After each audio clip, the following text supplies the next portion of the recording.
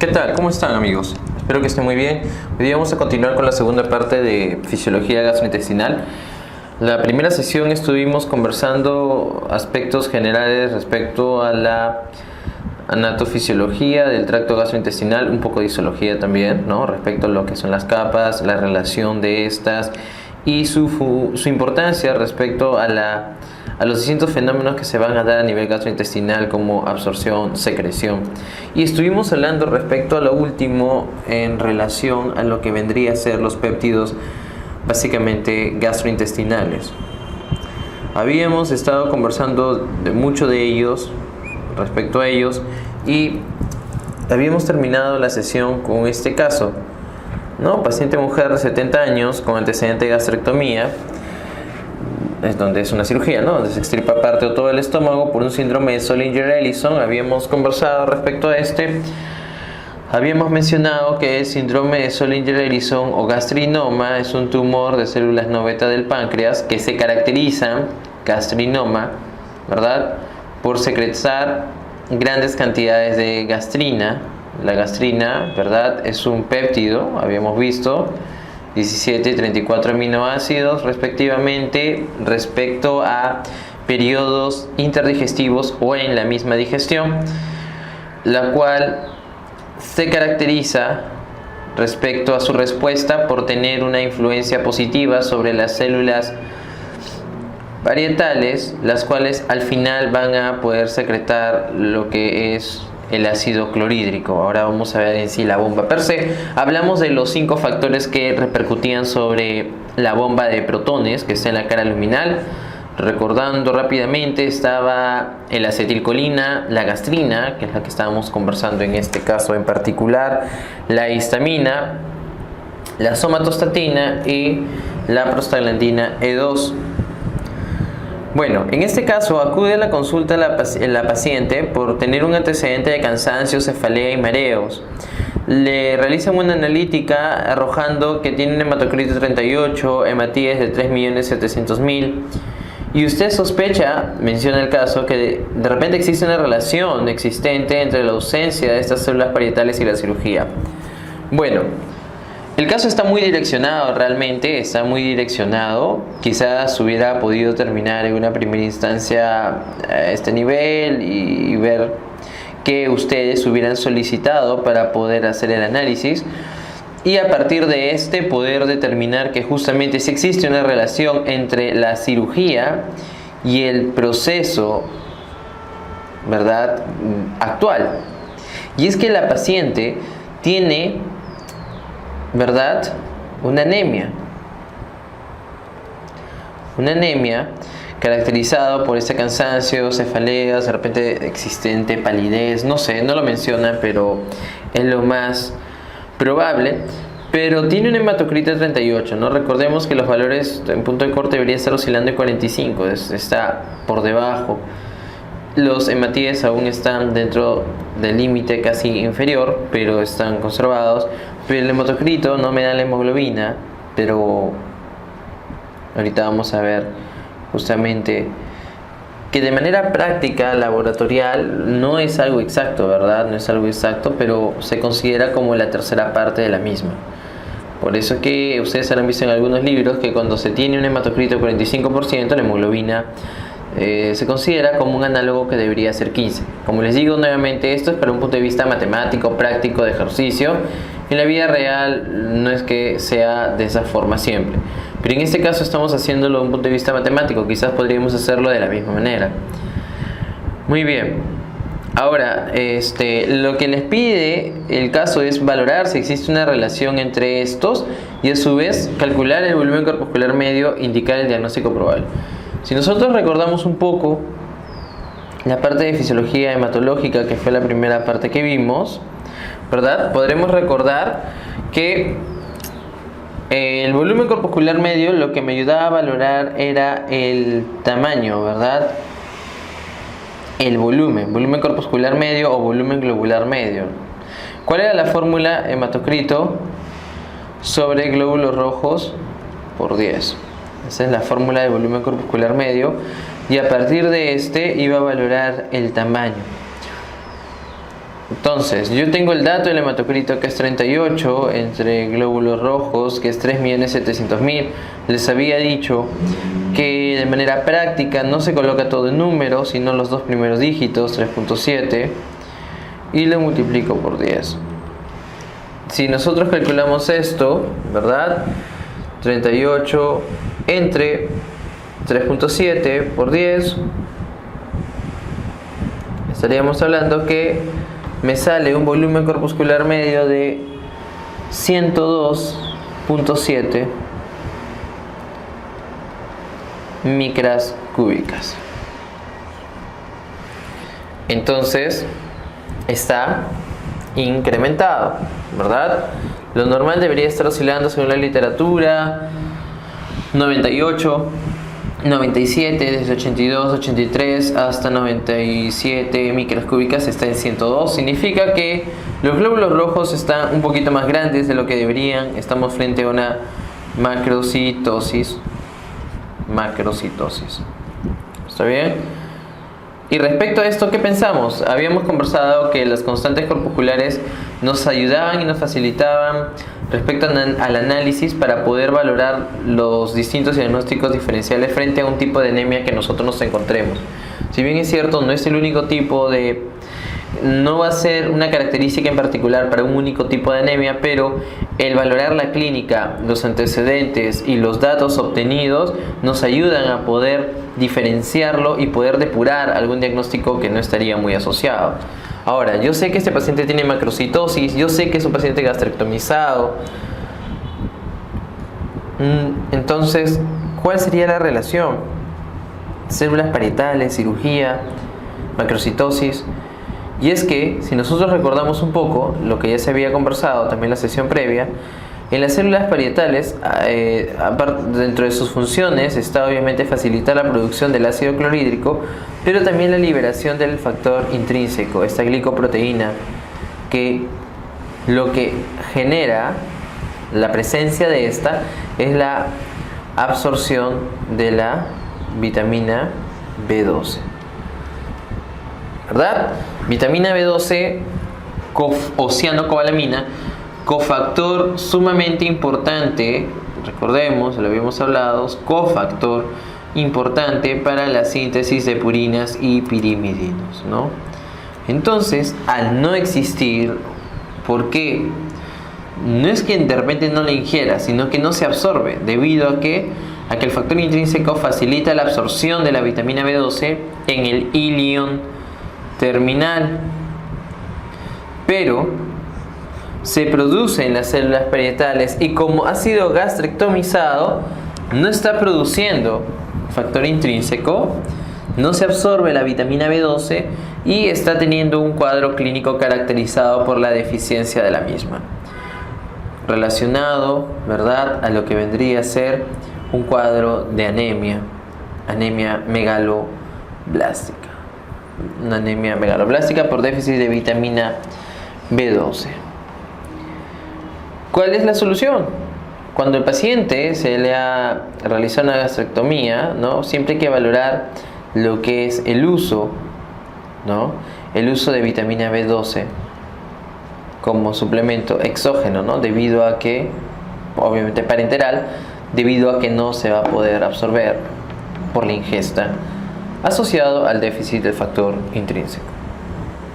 Muy bien, entonces básicamente era eso, no es una situación tan complicada, pero sí hay que reconocer lo que son las constantes. El volumen corpuscular medio me ayudaba a valorar lo que es el tamaño, teníamos la macro y la micro, haciendo un contraste y revisión rápida. Otro tipo de anemia, que es un problema de salud pública muy importante en nuestro medio, es la anemia ferropénica, ¿no? Dentro de sus características existe una disminución del tamaño, es microcítica, y respecto a la cromía es hipocrómica. En la megaloblástica es macrocítica y respecto a la cromía es normocrómica. ¿Por qué queda más grande de lo normal? Por existir una replicación de manera incompleta. El glóbulo rojo precursor se queda, que es nucleado, ¿verdad?, por eso se replica, empieza a darse de manera incompleta, entonces queda mucho más grande de lo que debería, por eso es una macrocítica. Muy bien, Entonces continuamos. Ese caso finiquitaba y redondeaba mejor la idea asociada a gastrina. Ahora, colecistocinina o colecistoquinina es un también péptido de 33 aminoácidos. Recuerden, les había dicho, forma familia con la gastrina, ¿no? Por eso que la gastrina, su receptor es el CCKB, metabotrópico proteína GQ. Ya se habló. ¿De dónde se secreta la colecistocinina? De las células I del intestino delgado. ¿Cuál es su función? Promover la digestión y la absorción de las grasas. Va a ser secretada en respuesta a los productos de la degradación de grasas y monoglicéridos, de ácidos grasos y monoglicéridos, no de triglicéridos. Esta es una pregunta típica también de examen, ¿no? Los triglicéridos, la degradación de esos, no promueven lo que vendría a ser la secreción de la colecistocinina. ¿Cuáles son las funciones de este péptido? La contracción de la vesícula biliar, ¿verdad? Aquí tenemos la parte anatómica, tenemos el hígado, tenemos el conducto hepático derecho, el conducto hepático izquierdo que forman el conducto hepático común, tenemos la vesícula biliar, el conducto cístico que cuando se une con el conducto hepático común forman el conducto colédoco o el conducto biliar común, por donde justamente va a pasar la bilis y va a unirse al conducto pancreático principal o conducto de Wilson para poder justamente mediar lo que vendría a ser facilitar el pase de las distintas enzimas, en este caso del jugo biliar, el cual va a desembocar en la ampolla de Vater. Va a estar el esfínter de Oddi, que va a regular justamente la salida del mismo, y va a desembocar en el duodeno, ¿no? En el intestino delgado. Pero la colecistocinina, ¿qué es lo que hace? Contrae la vesícula biliar. Secreta, facilita la secreción de las enzimas pancreáticas, secreta bicarbonato, no es la propiedad más importante, pero también lo hace, y genera crecimiento del páncreas exocrino y la vesícula biliar. Y otra de sus funciones es que inhibe el vaciamiento gástrico. Entonces, ¿por qué he puesto esta imagen? Aquí podemos ver a un paciente, ¿no?, que está con dolor. Justamente podemos observar cómo coloca sus manos en lo que vendría a ser, recordamos un poco los cuadrantes, el hipocondrio derecho, ¿verdad? Recordemos, estuvimos viendo, aquí está de nuevo los cuadrantes, el hipocondrio derecho, flancos, ¿verdad? Meso, epi, hipo, fosiliaca derecha, fosiliaca izquierda. Entonces, este paciente está aparentemente con las manos justamente lo que vendría a representar el hipocondrio derecho, y la oportunidad previa habíamos conversado que la importancia de reconocer los distintos cuadrantes es por la relación anatómica existente a los distintos órganos, y es justamente a ese nivel que nosotros relacionamos por la presencia del hígado y la vesícula biliar, que al existir un dolor a ese nivel tipo cólico podría estar relacionado a alguno de esos órganos ya mencionados. Una pregunta típica asociado justamente a esto es un paciente que acude a la consulta por un dolor, ¿no?, tipo cólico a nivel del hipocondrio derecho, asociado a la posingesta de alimentos copiosos ricos en grasa. ¿Qué péptido gastrointestinal va a estar relacionado con la clínica que el paciente presenta? Es justamente la colecistocinina. ¿Por qué? Porque al paciente, por ejemplo, ¿qué es lo que está sucediendo? De repente tiene cálculos en la vesícula, tiene litiasis en la vesícula, y al verse la ingesta de alimentos ricos en grasa, ¿qué va a suceder? La vesícula va a contraerse, ¿no? Habíamos visto que la colecistocinina se secreta en respuesta a esto, ¿no?, para promover la digestión y la absorción de las grasas. O sea, al contener un alimento copioso, ¿verdad?, rico en grasas, la vesícula va a contraerse con la intención de poder secretar la bilis. pero en definitiva, al existir un cálculo, esta no se va a dar de la manera correcta, va a generar dolor, ¿no? ¿Por qué? Porque obviamente está generando una obstrucción. Y de ahí podríamos tener los cuadros, ¿no?, de colecistitis aguda, si es que se llega a obstruir y llega a generarse una infección, una colangitis. Ahí tenemos la tríada de Charcot, ¿verdad? Dolor en hipocondrio derecho, fiebre, ictericia, ¿no? Entonces, y asociado ya a choque, hipotensión, la pantalla de Raynaud. Puede haber situaciones en las cuales el paciente también tiene cálculos, litiasis y no manifiesta ninguna clínica, eso se denomina colelitiasis. O también podemos tener un cálculo a nivel del colédoco-litiasis, ¿no? Entonces, dependiendo de eso, la bilis no se va a secretar de la manera correcta, pero se va a ver justamente la clínica exacerbada cuando exista un estímulo que promueva la acción de la misma. Por eso es que el paciente, cuando viene a la emergencia, ¿no?, o a la consulta, se le pregunta si el dolor está desencadenado tras la ingesta de alimentos ricos en grasas, alimentos copiosos, ¿no? Si la respuesta es sí, obviamente tendrías que asociarlo y tratar de descartarlo con lo ya mencionado anteriormente. Vamos a hablar de esto un poquito más cuando veamos hígado y vías biliares. Aquí habría que relacionar, ¿no? Vimos lo que es la parte de la bilirrubina en la sesión de de hemato, y justamente como producto de la degradación del grupo M, cómo justamente llegaba y se glucuronizaba, ¿no? Se formaba de indirecta a directa gracias a la glucoriniltransferasa, y justamente esto se iba a discurrir, ¿no?, por lo que vendría a ser el conducto biliar hasta llegar al duodeno, y luego teníamos la estercobilina, primero obviamente la urobilina, luego la estercobilina. Pero imaginemos que hay cálculo ahí, ¿no? Hay que ir asociando, vamos a ver un caso de eso después. ¿Qué va a pasar con la bilirrubina? El paciente, ¿por qué tiene ictericia, no? Vamos a ir pensando por qué podría ser esto. Bueno, en este gráfico podemos observar justamente lo que les había mencionado, que muchas veces suele ser una pregunta de examen y los STEPS, respecto a la relación que existe entre la gastrina y la colecistocinina. La gastrina, como les había dicho, ¿verdad? Aquí está la gastrina pequeña, ¿no? ¿Por qué comparten el mismo receptor? ¿Por qué comparten el mismo receptor? 17 aminoácidos. Aquí tenemos justamente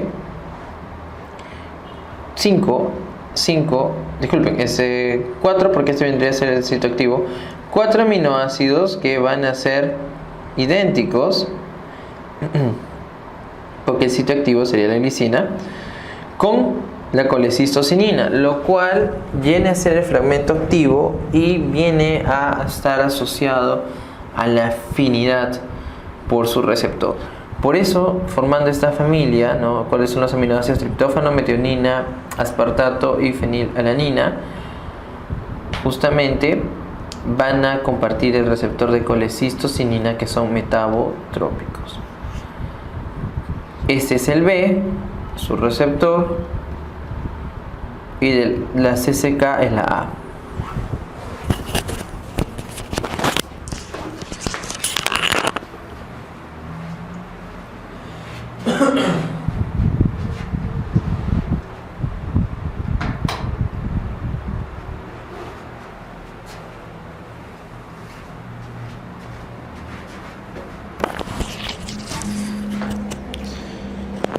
Entonces, el CCKA es de la colecistocinina per se, y la gastrina, su receptor es el colecistocinina tipo B.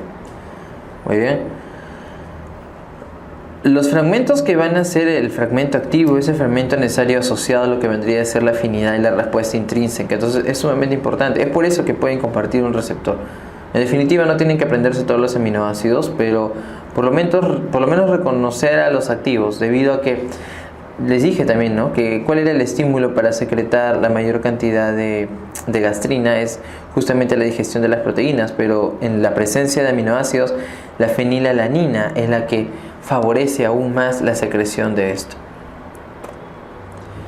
Entonces la colecistocinina es liberada, ¿verdad? Es liberada por el epitelio duodenal de células C. Entonces ahí están los receptores que les había dicho, ¿verdad? CCKB, CCKA. El CCKA está en el páncreas, eso es muy importante porque justamente va a facilitar la liberación de las enzimas. A nivel del cerebro también se ha encontrado y a nivel de la vesícula biliar favoreciendo la contracción. Entonces, bueno, aquí este gráfico, ¿no? Aquí este gráfico donde están justamente representadas las células I. A ver, ¿dónde está el lápiz? Aquí está la célula I, de donde va a liberarse la colecistocinina y va a ir al torrente sanguíneo. Cuando nosotros ingiramos alimentos ricos en grasa, sobre todo, es cuando se va a dar es un estímulo para que se pueda secretar. Release, RF es Release Factor, ¿no? CCK Release Factor. Factor liberado. La composición de los alimentos determina la liberación de la colecistocinina. Aquí hay una tabla que me pareció interesante del libro de Kaplan, donde indican, ¿no?, que los ácidos grasos, ¿verdad?, a excepción de los ácidos grasos monoglicéridos, no los triglicéridos, son el componente más importante para poder justamente determinar lo que vendría a ser el vaciamiento, lo denominan aquí, de la vesícula biliar, ¿no? Actúa como un factor que libera colecistocinina, ¿ya? Los ácidos grasos de cadena larga son los más potentes. Las proteínas también favorecen, pero no en gran cuantía. Aminoácidos como la metionina, valina, fenilalanina y triptófano liberan colecistocinina porque asociado a lo mismo, a lo previamente mencionado. Algunos electrolitos, algunos cationes podrían también hacerlo, pero los carbohidratos no estimulan la liberación de colecistocinina. Entonces, ¿qué hace la colecistocinina? Aquí hay un gráfico donde se indican sus funciones, ¿no? Factor de crecimiento pancreático, es decir, tiene un efecto trófico positivo a ese nivel. Genera la contracción de la vesícula biliar. Relajación del esfínter de Oddi, muy importante, ¿verdad? Esto no lo había mencionado, pero sí, es muy importante. Porque ¿de qué sirve de que se contraiga y esté en el conducto biliar, en el conducto colédoco y no pueda ser drenado toda la bilis? Para ello, justamente el esfínter de Oddi, que va a estar justamente en la ampolla de váter, tiene que relajarse para poder facilitar lo que justamente se va a vertir. Las grasas son las que facilitan su secreción e inhibe el vaciamiento gástrico. Secreta jugos pancreáticos también. ¿Por qué ponen aquí secretina? Secretina es otro péptido que vamos a hablar. Porque existe un feedback, secretina entre colecistocinina. La colecistocinina también libera bicarbonato, habíamos hablado, aunque no es la función más importante, pero también lo hace. Muy bien, la secretina. La secretina también es un péptido, tiene 27 aminoácidos. Comparte, ¿verdad?, una familia con el glucagón. Esto lo vamos a ver más que todo en endocrino, no lo vamos a ver al glucagón aquí. Tiene 27 aminoácidos y es liberado, secretado de las células S-duodenales. ¿Qué es lo que hace? Básicamente, como su nombre lo dice, secretar. ¿Cuál es el error más común? Que la asociación de secreción siempre va dado al ácido clorhídrico y no a otros componentes enzimáticos, que justamente básicamente es lo que hace. Cuando promueve la secreción, ¿de qué básicamente es? De bicarbonato, páncreas y biliar, con la finalidad de generar una neutralización, de justamente buscar lo que es la neutralización. Se va a secretar justamente en respuesta a lo que vendría a ser un pH ácido a nivel duodenal. Esta es una pregunta típica. Recordemos que el pH del duodeno, ya se los mencioné, es de 6.5, 6.8, es ácido pero con tendencia a la alcalinidad. Les dije que también un punto de corte es 3.5, ¿recuerdan? ¿Por qué? Porque si a este nivel llega, ya no se va a dar la acción, no vas a permitir la acción de la lipasa pancreática, por ende vas a tener heces con grasa. ¿Cómo se denomina eso? Esteatorrea, porque no se va a dar la digestión de las mismas de la manera correcta. Pero, ¿cómo nuestro cuerpo es tan sabio que evita que eso se dé, ¿no? que justamente los imógenos puedan actuar, que las enzimas puedan actuar de la manera correcta. ¿Cómo lo va a hacer? Cuando el pH ya empiece a tornarse mucho más ácido de lo que debería, teniendo como un punto de corte 4.5 según la literatura, lo que va a hacer el organismo va a ser, disculpen, secretar bicarbonato. ¿Y esto va a ser gracias a quién? A la secretina. Entonces, las lipasas pancreáticas tienen un pH óptimo entre 6 y 8, lo que hemos hablado. Va a inhibir los efectos de la gastrina. Es lógico porque este favorece la acción de favorece la liberación de mayor cantidad de ácido clorhídrico y es un inhibidor débil de la motilidad digestiva. Entonces, ¿secreta ácido clorhídrico? No secreta, ya, por favor. Sí, bicarbonato, pero no lo. Por eso aquí está clarísimo, ¿no? Aquí hay un signo menos. Eso suele ser pregunta típica de examen también, ¿no? La secretina no secreta ácido clorhídrico. Pero la mayoría, he visto muchas veces en exámenes, marca que sí, por la relación de secreción, ¿no? Pero no, el top 10 de los errores, ese es uno de los errores más comunes. ¿Qué secreta por su parte? Agua, bicarbonato en los conductos pancreáticos, también en los conductos biliares, y tiene un efecto trófico positivo a nivel del páncreas. ¿Qué es lo que va a hacer qué es lo que va a favorecer la secreción de la secretina, valga la redundancia? Es un pH ácido.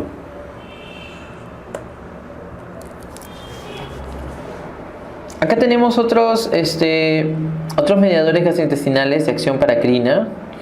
Tenemos la histamina, que es liberada de las células enterocromafines, ¿verdad? También es liberada de las células de los mastocitos, de las células cebadas. ¿Dónde va a actuar? Básicamente a nivel del estómago, en las células parietales, con su receptor H2. Recordemos, ya lo habíamos visto. H2 metabotrópico, proteína GS. ¿Y qué va a hacer? Incrementa la secreción del ácido gástrico. Ya lo hemos visto. ¿Por qué? Porque tiene un efecto positivo sobre la bomba de protones. ¿Cuál es el receptor entonces? H2 metabotrópico, proteína GS. Segundo mensajero AMP cíclico, activador de proteína quinasa A. Luego están las prostaglandinas, prostanoides, mediadores inflamatorios que provienen del ciclo del ácido araquidónico. En este caso en particular estaríamos viendo que a nivel de la mucosa la prostaglandina asociada justamente a ello es la prostaglandina básicamente E2. La E2 que tiene un efecto citoprotector. ¿Dónde va a ser ubicado? También a nivel de la cara vasolateral de la célula parietal. Es metabotrópica también, proteína GI. ¿Qué es lo que va a hacer? Incrementa el flujo sanguíneo y favorece la producción de moco, el cual justamente ayuda a la neutralización con la presencia del bicarbonato.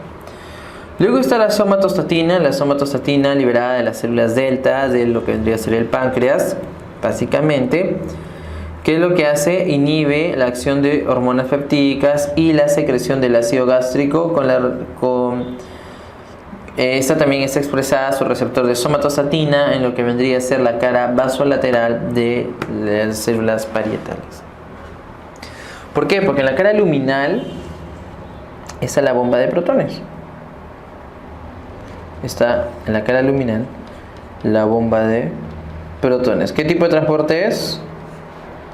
Les dije, todo ATPasa, que vean, ATPasa es activo primario.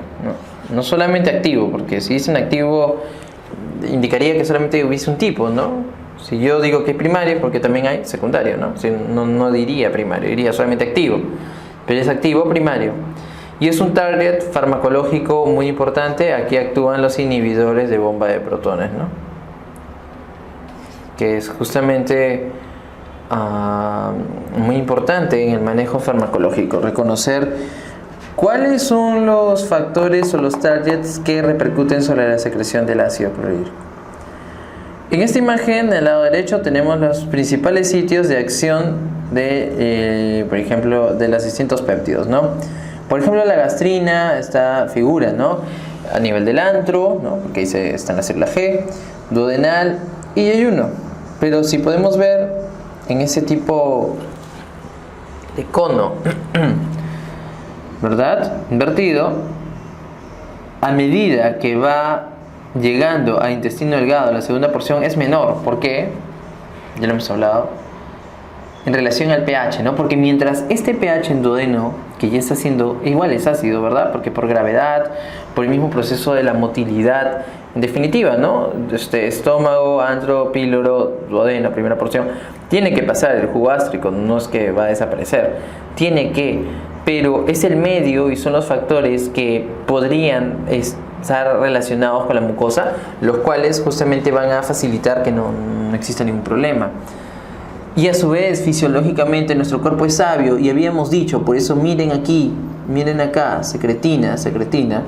Cuando el pH se torna ácido en el duodeno, cuando no va a ser un pH ideal que nosotros buscábamos para que se pueda justamente facilitar lo que es la acción de los imógenos o enzimas en general, como la lipasa pancreática, si no tiene un pH óptimo no va a actuar y va a tener implicancias clínicas importantes. Entonces nuestro cuerpo es sabio, secreta al péptido secretina, ¿sí? Excelente. Y de las células S, ¿qué va a hacer? Va a favorecer la secreción de bicarbonato. Entonces de esta forma busca neutralizar, porque recordemos que una base capta iones hidrogeniones. El ácido tiene iones hidrógeno, ¿verdad? Todo ácido cede iones hidrógeno, toda base capta, con la intención de no volverlo un pH neutro necesariamente, pero sí al pH óptimo, que debería estar oscilando, como dice la literatura, entre 6.5 y 6.8, ¿no? Que es el pH normal. De ahí, la colecistocinina también se va a justamente a empezar a producir respecto a lo que vendría a ser la presencia de lo que son ácidos grasos, ¿sí? Lo que son proteínas, algunos aminoácidos a nivel duodenal. Luego tenemos al GIP, que ahorita vamos a hablar, que es el péptido inhibidor, GIP es en inglés, ¿no? En español, PIG, péptido inhibidor gástrico, o también llamado péptido insulinotrópico dependiente de la glucosa. Entonces ahorita vamos a hablar de porque si se dan cuenta también va a actuar básicamente entre duodeno y yeyuno, y su función va a ser inhibir la secreción de ácido clorhídrico también. Entonces apoya aún más a lo que vendría a ser la secretina con la intención de neutralizar, pero luego, porque la primera función que se le atribuyó por ahí, de ahí el nombre péptido inhibidor gástrico, es justamente asociado a la secreción del ácido clorhídrico, pero también está asociado a tener un efecto incretín. ¿Qué quiere decir esto? Ahorita lo vamos a hablar. A tener un efecto hipoglicemiante. ¿Por qué? Porque va a secretar insulina. Y también tenemos a la motilina, que va a favorecer con lo que vendría a ser secreción, pero básicamente con la motilidad. Y aquí la parte que estábamos hablando, lo que son incretinas. Las incretinas también son péptidos, si bien recordamos, está en esta tablita, creo que estaba acá.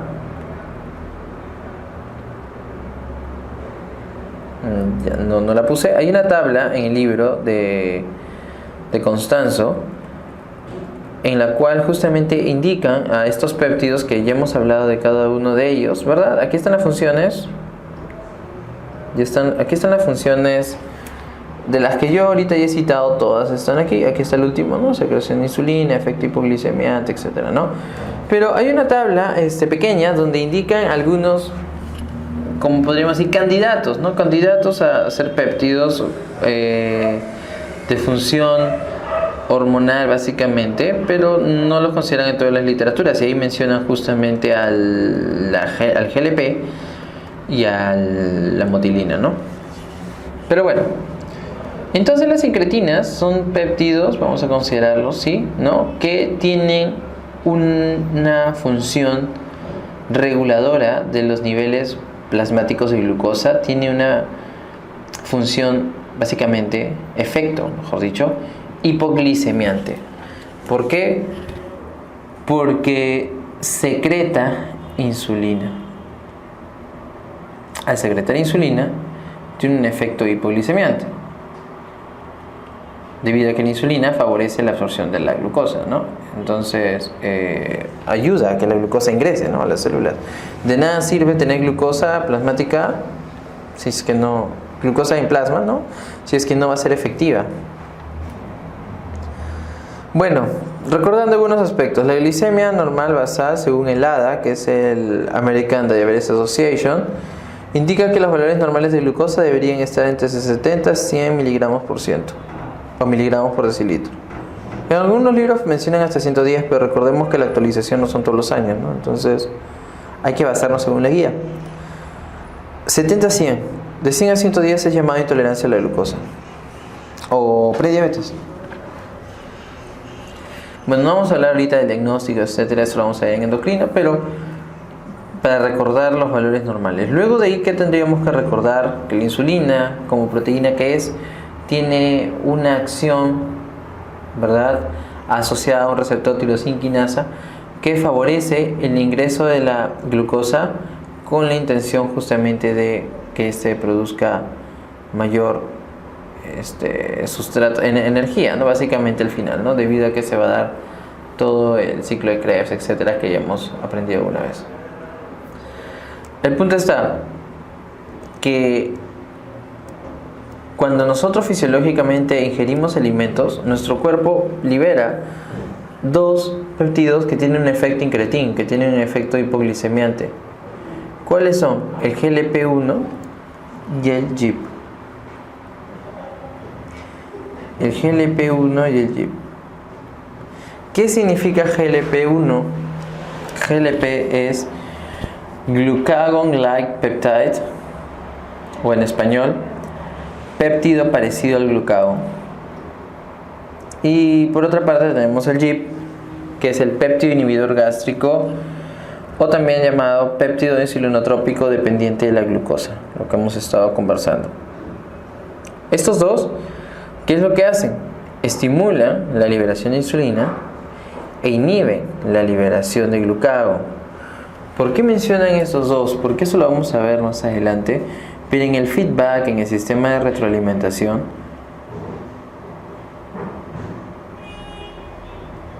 estos dos juegan con la intención de mantener los niveles de glucosa dentro de los parámetros de normalidad, ¿verdad? Dependiendo obviamente de los requerimientos metabólicos o las demandas que se van a dar. Pero básicamente el feedback es entre ellos. Pero el efecto incretín lo que busca es disminuir los niveles de glucosemia plasmática. ¿Ya? Eso es lo que busca. Ahora, el GLP, el Glucagon-like peptide, ¿cómo actúa? El GLP es muy interesante, ¿ya? Porque, como su nombre lo dice, Glucagon-like peptide, es un péptido parecido al glucagón, es decir, no es el glucagón, se parece. Entonces, teniendo esta lógica y reconociendo lo que acabo de mencionar hace menos de 2 minutos, en el cual el feedback es muy importante para la asociación de las mismas, si tu cuerpo sensa a un péptido que se parece al glucagón, es como que, no sé, tuviésemos dos gemelos idénticos y acude a una sesión uno de ellos, de repente yo, como docente, no me doy cuenta en una primera instancia, ¿no? Es igual, tu cuerpo siempre piensa que está ahí el glucagón, entonces al valorar esto va a secretar insulina, ¿ya? ¿Y cómo se libera el GLP ante la ingesta de alimentos? Nada más, es decir, cada vez que ingerimos alimentos secretamos GLP, entonces se produce en las células L del intestino. GLP en las células L, el péptido inhibidor gástrico en las células K, ¿ya? Entonces, se secreta ante la ingesta y favorece lo que vendría a ser la regularización de una manera u otra de los niveles de glicemia, ¿no? ¿Por qué? Porque al ingerir alimentos en tendencia debería estar incrementando. Entonces, lo que busca es normalizarlo. Sin embargo, de estos dos, si bien es cierto, tiene una acción interesante, su tiempo de vida media es corta. Estamos hablando, según la literatura, que oscila entre 1 a 3 minutos aproximadamente. Y dado este tiempo, se inactiva.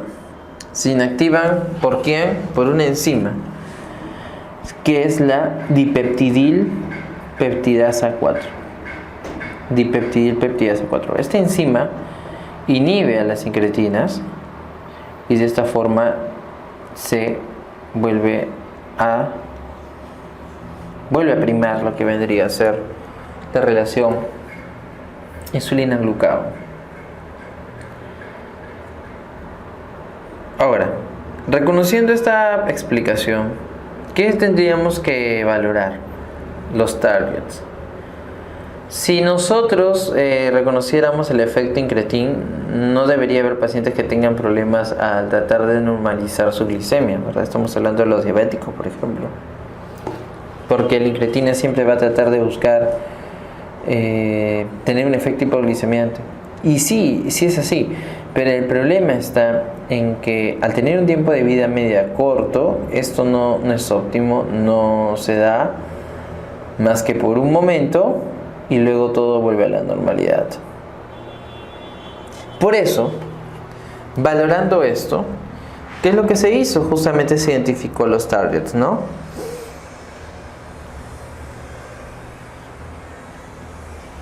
Por ejemplo, respecto al GLP-1, existen análogos de GLP-1, como el exenatide, ¿no? Y por otra parte, aquí está en este rectángulo celeste, tenemos a los inhibidores del DPP-4. ¿Qué significa? Si inhibo el DPP-4, ¿qué va a pasar? No voy a inhibir el efecto incretin y voy a incrementar el tiempo de vida media de ambas, en realidad de ambas. Entonces, el bloquear esa enzima facilita el efecto incretin porque incrementa el tiempo de vida media. ¿Qué medicamentos están acá? Los inhibidores como la sitagliptina.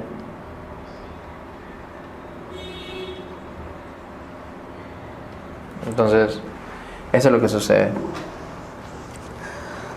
Muy bien. ¿Qué otros efectos tiene el GLP? Está asociado al efecto de saciedad. Por eso que los análogos de GLP-1 como medicamentos generan que el paciente baja de peso, porque existe un efecto de saciedad importante. Está relacionado al vaciamiento gástrico, ¿no? ¿Y cómo se regula la secreción de insulina? Voy a mencionarlo de manera rápida, porque igual lo vamos a ver en endocrino, pero me pareció importante mencionarlo ahorita porque aquí hay un target también muy importante, que son los canales de potasio dependiente de ATP.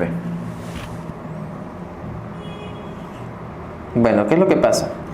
Ante la presencia de glucosa, los GLUTs, que son intracitoplasmáticos, se expresan, ¿verdad? Dependiendo obviamente del órgano diana, células beta, etcétera. En este caso, GLUT2, pues en músculo, GLUT4, etcétera, ¿no? Entonces, pero los GLUTs se expresan ante la presencia de glucosa y justamente se inicia el proceso de la glicólisis ya a nivel citoplasmático y se produce ATP. ¿Por qué es importante este nucleótido, la presencia de este nucleótido? Porque en los canales que son dependientes o sensibles dependientes de ATP, dependen del ATP, porque cuando el ATP sea captado por él mismo, ¿qué va a hacer? Lo va a bloquear. Ahí está, signo negativo. Lo bloquea. Entonces, valorando los fenómenos de potencial de acción, si hiciéramos un análogo aquí, estamos reconociendo que en un principio ha habido una despolarización por el ingreso de sodio, ¿verdad? ¿Sí o no? Excelente. Eso facilita el ingreso de calcio, ¿no? ¿Por qué? Porque cuando se despolariza una célula se abren los canales de calcio. Muy bien. ¿Por qué es importante el calcio? Asociado en potencial de acción al umbral y respecto a la célula, en este caso, al favorecer lo que es el fenómeno de translocación de las vesículas, facilitando así la exocitosis de los mediadores, en este caso de la proteína de la insulina. Entonces, el ATP, que es producto de la glicólisis, va al canal de potasio dependiente de ATP y lo bloquea. Cuando estoy bloqueando un canal de potasio, como podemos ver en la flechita, ¿qué es lo que hace el potasio? El potasio, luego de que una célula se ha despolarizado de un potencial de membrana en reposo negativo, se vuelve positivo, anhela de nuevo, obviamente, a descansar, ¿no? ¿Sí? Entonces, ¿cómo se genera esto? Por la salida de potasio, ¿no? La salida de potasio, ese es el ingreso, ¿no? La salida de potasio repercute en el fenómeno de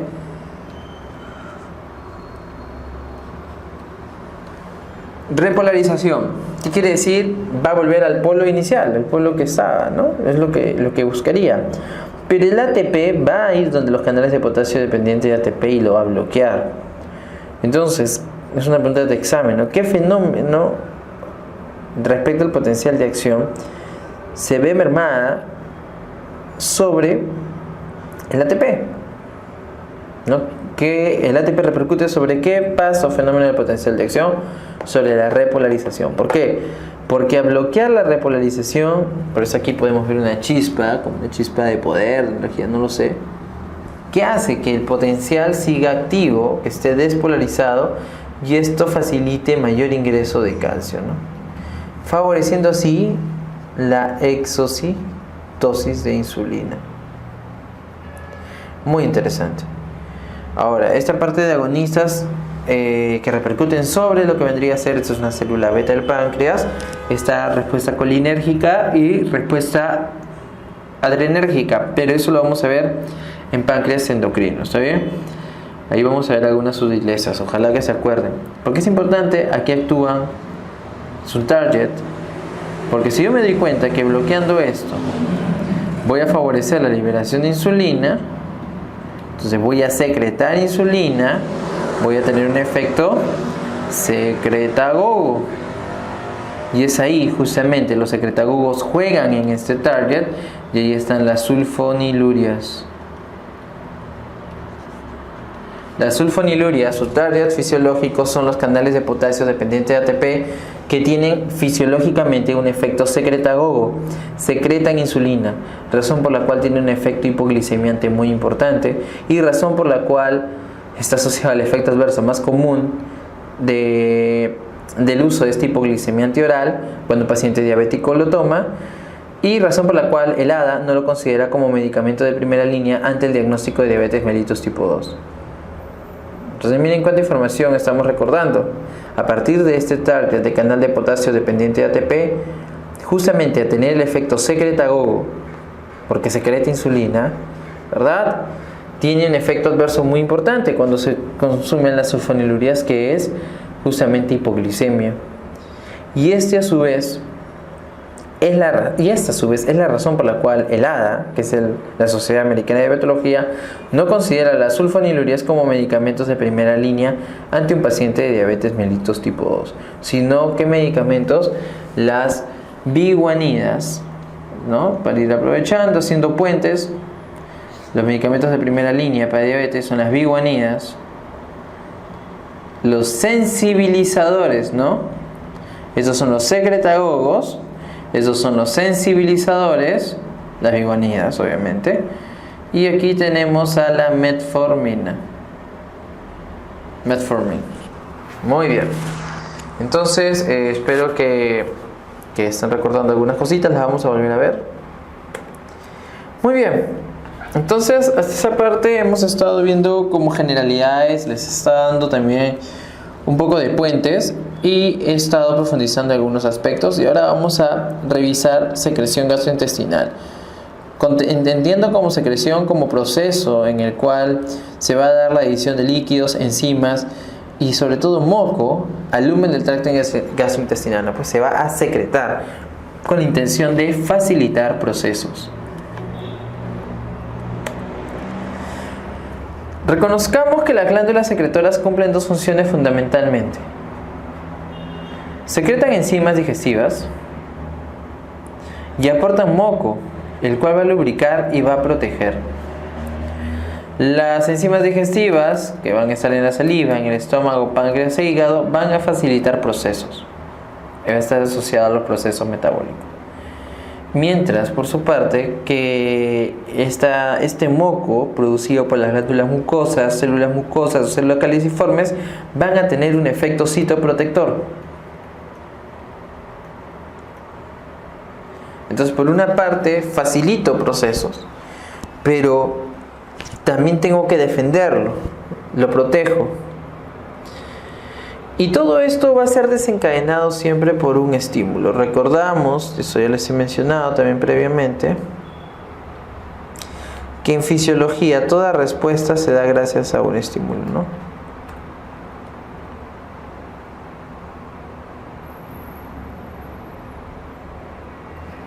Entonces, el estímulo que va a generar la respuesta, en este caso, va a ser la presencia de alimentos. Tipo de enzimas van a variar dependiendo del tipo de alimento presente. Eso lo hemos hablado ya hace un rato. En esta imagen tenemos un cuadro que objetiva y representa la secreción diaria de jugos intestinales. Por ejemplo, la saliva se secreta de 1 litro, litro y medio aproximadamente al día. Estómago 1500, el páncreas 1 litro, la bilis 1 litro, el intestino delgado casi 2 litros, las glándulas de Brunner 200 cc, el intestino grueso igual. Y sumando todo esto, tenemos una secreción diaria de jugos intestinales más o menos de 7 litros, de 6700 cc a considerar. Y el pH difiere, ¿no? El pH difiere. Si se dan cuenta, el pH más ácido está en el estómago, ¿no? Con un punto de corte de 2.5, es decir, son niveles muy ácidos. Y a medida del distinto trayecto del gastrointestinal, el pH va a ir cambiando, más que todo porque está asociado a sus funciones y a las funciones para el mantenimiento, pero también a la recepción del jugo per se cuando llega al ambiente, ¿no? Por ejemplo, ¿qué quiero decir? El duodeno, definitivamente, ¿por qué la úlcera péptica la duodenal es la más común? Porque no está acostumbrado a soportar, obviamente, pHs tan bajos, y a eso asóciale un daño a nivel de la mucosa, no sé, por Helicobacter pylori. Estás propiciando aún más de que al no tener ese efecto citoprotector pueda generarse un daño, ¿sí?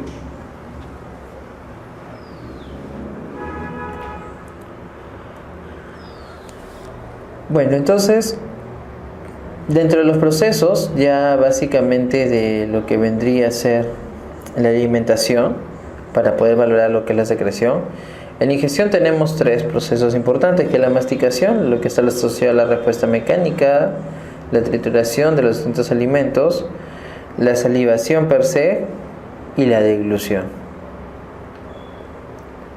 La masticación es un reflejo de inicio voluntario. Obviamente, ¿no? Nadie va a masticar de manera involuntaria. Es un reflejo de inicio voluntario ante la presencia obviamente, del alimento. ¿Cuál es el propósito? Reducir tamaño de partículas. Es una respuesta básicamente mecánica. Aumentar la superficie para la acción enzimática. Lubricar con saliva. Formar el bolo. Y iniciar lo que es la facilitación de la deglución. El resto de esta actividad asociada obviamente a la masticación, en el cual los protagonistas vienen a ser justamente las distintas piezas dentales, van a tener un compromiso básicamente de formación. El resto de esta actividad va a ser refleja. Entonces, la saliva, que busca lubricar un inicio, pero también va a facilitar lo que es justamente los procesos metabólicos por las enzimas presentes en ellos, se producen en las glándulas, ¿verdad? En las glándulas salivales, que son 3 básicamente: la glándula parótida, la glándula submandibular y la glándula sublingual. Como dijimos en la lámina anterior, van a ver en las láminas, en los libros, que oscila entre 1 litro y 1,5 litros aproximadamente de saliva. Teniendo que en la producción máxima podemos llegar de 5 mililitros por minuto, 4 o 5 mililitros por minuto, y la mínima de 0,5 hasta 1,5 mililitros por minuto. Dentro de las funciones está la digestión inicial de los almidones y los lípidos. Va a diluir y generar un taponamiento de los alimentos muy importante. Justamente esto asociado a lo que vendría a ser el incremento de bicarbonato a nivel de líquido extracelular. Y se va a dar la lubrificación de lo que vendría a ser estas con moco. Moco ya sabemos de que va a tener un efecto protector básicamente, y esto va a facilitar también el movimiento a nivel esofágico. Entonces, la estructura de las glándulas salivales. Aquí tenemos otra imagen donde podemos ver las distintas glándulas ya mencionadas, pero hay un porcentaje al lado de ellas, y es respecto a si habláramos en un 100%, cuánto repercuten estas glándulas sobre la producción de saliva, y la que más repercute son las glándulas submaxilares o submandibulares, ¿no? Y el 20% la parótida y en menor cuantía la sublingual. ¿Ya? Entonces es importante. Ahora, otra cosa que hay que tener en consideración es respecto a su función, si es que segregan líquido acuoso o si también segregan glicoproteínas que favorecen la lubricación de la misma.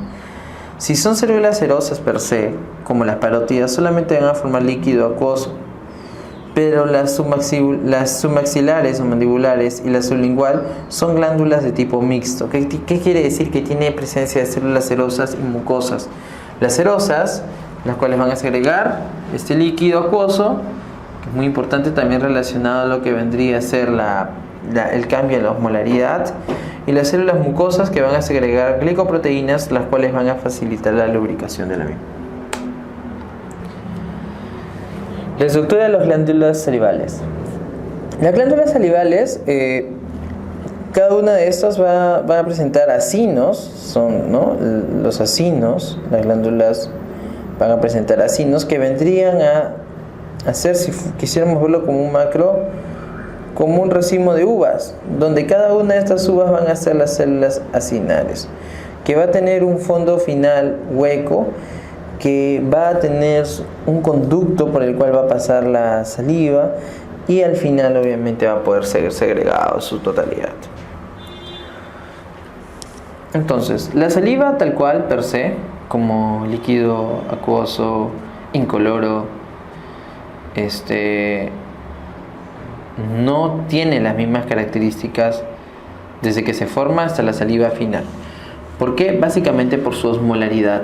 En un inicio, la saliva inicial tiene una osmolaridad asociada al flujo sanguíneo, al ultrafiltrado, similar al plasma. ¿Qué quiere decir? Que estaría entre los parámetros de 280 a 300 miliosmoles por kilo de agua plasmática.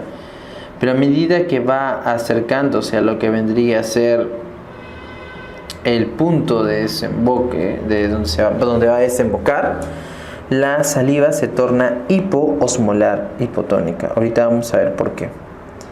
Bueno, en los acinos tenemos las células acinares. ¿Ya? Las células acinares.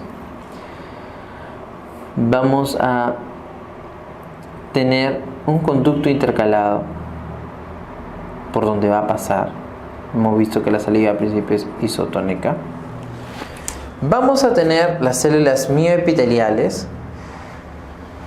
las cuales, si pueden darse cuenta, están justamente paralelo, revistiendo parte del conducto intercalado. Entonces van a ser un nexo donde va a transcurrir la saliva, porque justamente la contracción de estos va a vertirla. Luego tenemos el conducto estriado, que va a estar revestido por las células ductales. ¿Y por qué es importante? Porque es importante porque las células ductales al final repercuten sobre la saliva final. ¿Por qué? Por la impermeabilidad al agua. Es importantísimo, pregunta de examen. por la impermeabilidad al agua y porque en estas células ductales salivales vamos a tener distintos canales y bombas. Voy a borrar esto. Ahí está. Entonces, a nivel de las células ductales se va a dar impermeabilidad al agua.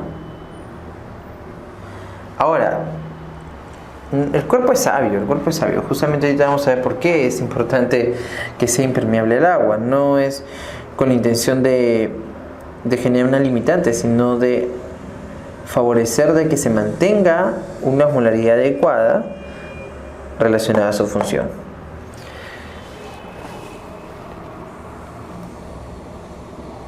Entonces, en esta imagen del lado derecho tenemos justamente lo que vendría a ser la célula ductal salival. Tenemos una cara luminal, ya hemos aprendido eso. Y tenemos una cara vasolateral. En la cara vasolateral tenemos la bomba de sodio-potasio TPasa, ¿verdad? Sodio sale, potasio ingresa, recordemos eso, ¿sí? La relación de sodio-potasio. Luego, ¿qué más? Tenemos un canal de cloro.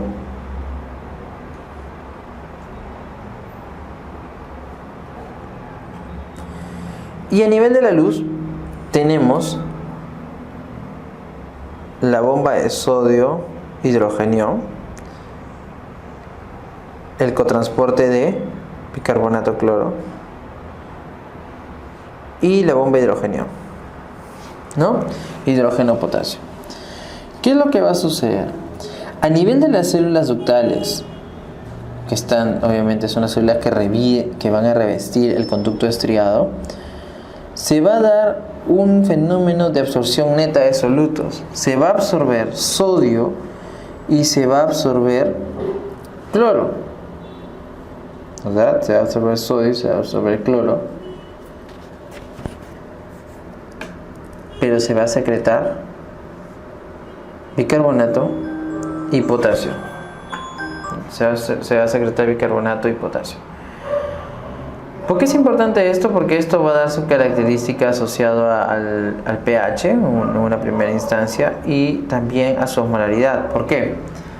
Porque justamente, como les estábamos diciendo, si empieza a reabsorberse estos solutos, ¿qué va a pasar? Va a haber más solvente que soluto, ¿verdad? Porque se está reabsorbiendo soluto. Pero doctor, ¿no se está secretando también bicarbonato y potasio? Sí, pero respecto a lo que se absorbe es menor. Pues es una absorción neta per se de estos dos. Por eso que en el dibujo podemos ver la flecha que en esta parte es mucho más grande, porque es mayor esto sobre esto. Entonces, si yo absorbo, voy a reabsorber mucho más soluto, voy a dejar mucho más solvente. Cuando hay más solvente que soluto, el medio es hiposmolar. Esa es la razón por la cual la saliva final es hiposmolar. ¿Ya? Ahorita vamos a ver un poquito más de esto. Entonces, el contenido de la saliva son agua y electrolitos, moco, las mucinas para la lubricación, enzimas como la alfa-amilasa o la tialina y la lipasa bucal o lingual, que es lo mismo. Van a haber sustancias de protección, las lisosomas, inmunoglobulina A, lactoferrina, proteínas que van a proteger el esmalte y van a fijar los taninos como el té, café, etc. La saliva es hipotónica, recordemos por qué, porque se reabsorbe mayor cantidad de sodio, cloro y se secreta bicarbonato y potasio, pero es una absorción neta de soluto. El volumen es de 1,5 litros aproximadamente al día y su pH va a oscilar entre 7 a 8 dependiendo si estás en actividad o está en reposo. ¿Qué es lo que va a suceder entonces? Esta va a empezar a repercutir en el proceso digestivo. La amilasa o la tialina va a ser producida en las glándulas serosas, van a romper la unión, esto lo vamos a ver más en digestión, pero viendo un pequeño alcance, rompe las uniones glicosídicas de alfa 1,4 en posición, va a comenzar a actuar en el 5% de esto en la boca, en un pH alcalino, y él continúa en 35% en el estómago hasta que el pH se torna muy ácido y desaparece. La lipasa lingual, producida por las glándulas de Ebner de la lengua, actúa en el estómago en un pH ácido. Muy bien. Excelente. Algo que quería mencionarles aquí, como características generales en lo que vendría a ser secreción salival. El flujo sanguíneo a este nivel es inusualmente alto, ¿sí? Tiene una relación muy alta con las bradicininas. Y es la única que tiene una secreción que está controlado básicamente por el sistema nervioso autónomo. No tiene un control hormonal entérico per se, sino tiene una repercusión, es una pregunta también de examen, secreción única bajo el control del sistema nervioso autónomo. ¿Qué quiere decir? Inervación parasimpática y simpática. Y de estas dos, predomina más el parasimpático, es decir, colinérgico.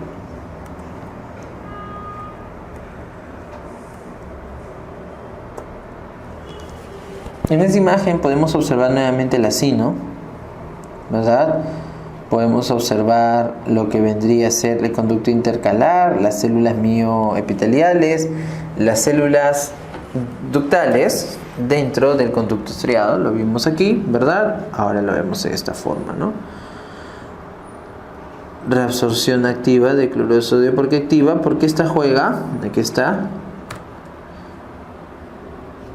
con el sodio, potasio, TPasa, pero no de manera directa, sino con esta bomba. Es un tipo de transporte activo secundario. Y también es importante porque en las células ductales va a haber impermeabilidad al agua.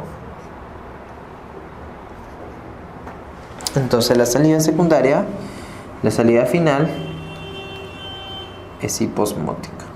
¿Por qué? Porque hay mayor cantidad de solvente que soluto. ¿Ya?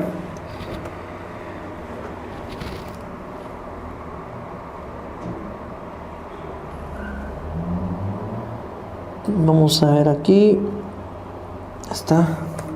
Entonces podemos ver aquí que la saliva, aquí están los acinos, ¿verdad? La saliva inicial, la secreción primaria, vamos a tener enzimas, proceso de mucus, bacterius molar, propio del ultrafiltrado per se.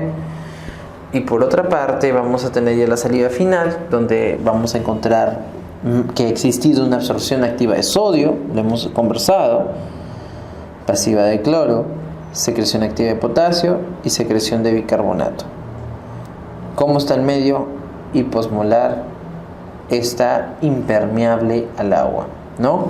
Ahí tenemos a los distintos mediadores también que vamos a poder encontrar y que van a tener un rol muy importante, ¿no? Como el factor de crecimiento epitelial, las lisocimas, las distintas inmunoglobulinas, los factores activadores, etc. Entonces, en este gráfico podemos observar cómo aquí tenemos una célula secretora ductal, va a repercutir y va a estar asociado a lo que vendría a ser,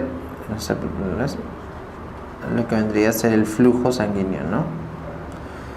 Como la calicreína, ¿verdad?, transforma los cininógenos en bradicininas, y cómo las bradicininas facilitan el proceso de vasodilatación. Eso es básicamente, ¿no?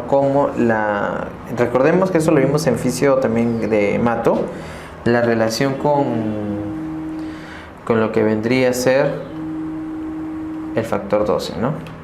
Muy bien, entonces como lo habíamos visto en alguna oportunidad en fisio de Mato, el factor 12 tiene una relación muy importante, ¿no?, como precursor en lo que vendría a ser la vía de los sinógenos, la activación de estos gracias a la calicreína. Y la bradicinina lo que hace tener un efecto vasodilatador es mejorar lo que vendría a ser la irrigación, debido a que generas un mayor aporte a nivel vascular, ¿no?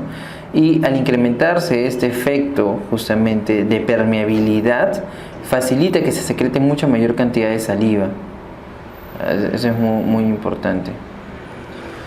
Sí, entonces básicamente esto tiene una respuesta parasimpática, pero cuando nuestro cuerpo necesite justamente un